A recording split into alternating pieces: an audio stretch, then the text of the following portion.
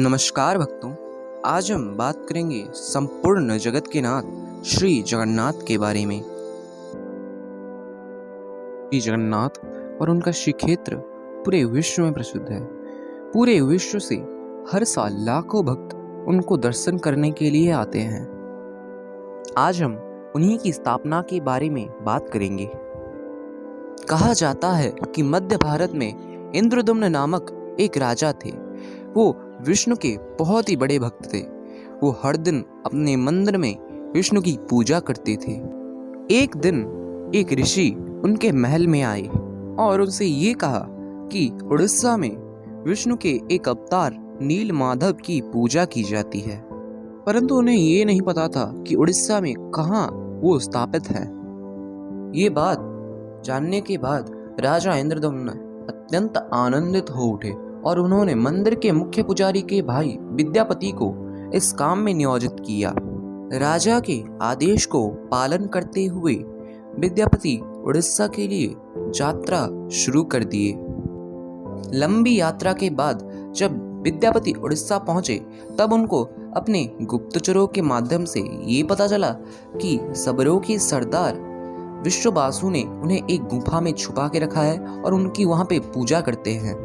ये बात जानने के बाद विद्यापति कबीले के सरदार के पास गए और उनसे नील माधव की एक दर्शन करने के लिए याचना करने लगे, परंतु वहां पे उन्हें मना कर दिया गया। इसके बाद विद्यापति उसी कबीले में रहने लगे और रहने के दौरान उनको विश्ववासु की बेटी ललिता से प्यार हो गया और बाद में उन्होंने शादी भी कर ली। फिर एक दिन विद्यापति ने ललिता को नील माधव की एक दर्शन करने के लिए कहा।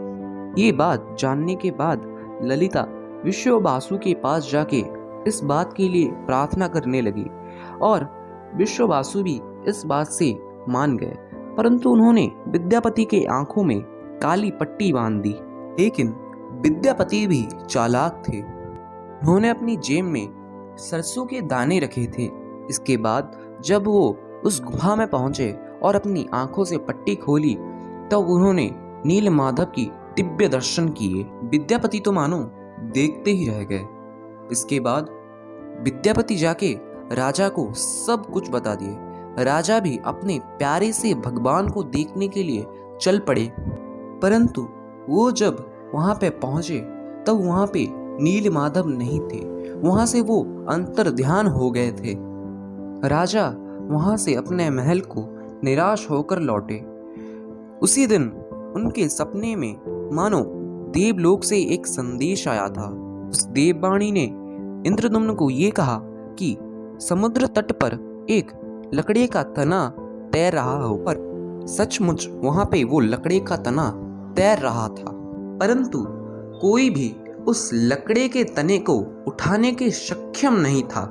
उसके बाद राजा ने विश्ववासु की मदद से उस लकड़ी के तने को उठाया, परंतु कोई भी उस लकड़ी के तने में नील माधव की छवि तराश नहीं पाता था। लोगों का ये मानना है कि स्वयं देवों के शिल्पकार विश्वकर्मा ने इस काम को पूरा किया था, लेकिन उनकी एक ये शर्त थी कि 21 दिनों तक जब भी वो काम करेंगे कोई भी उस कक्ष में प्रवेश नहीं कर सकता। राजा को ये शर्त आश्चर्य तो लगी, लेकिन उन्होंने ये बात मान ली और उन्होंने ये ऐलान कर दिया कि कोई भी उस कक्ष में प्रवेश नहीं करेगा। बस इसके बाद काम आरंभ हुआ और 21 दिनों तक वो दरवाजा बंद रहा।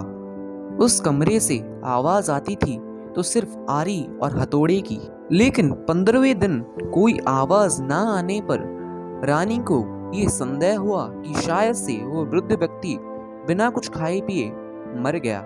उन्होंने राजा को बुला के वो दरवाजा खुलाया और दरवाजा खुलने के बाद जो सबने देखा वो बहुत ही आश्चर्यचकित था। वहां पे कोई भी वृद्ध आदमी नहीं था, बल्कि वहां पे थी सिर्फ 3 मूर्तियां और वो भी आधी बनी हुई। लोगों का ये भी मानना है कि स्वयं जगन्नाथ खुद ऐसे ही बनना चाहते थे और वो ऐसे ही बने और आज तक वो इसी रूप में ही पूजा पाते हैं। यही थी श्री जगन्नाथ की स्थापना की कहानी। आशा करता हूँ कि आपको ये कहानी अच्छी लगी होगी, और अगर आपको ये कहानी थोड़ी सी भी अच्छी लगी हो, वीडियो को लाइक कर दीजिए और चैनल को सब्सक्राइब कर दीजिए। मिलता हूँ एक और वीडियो में। जय जगन्नाथ।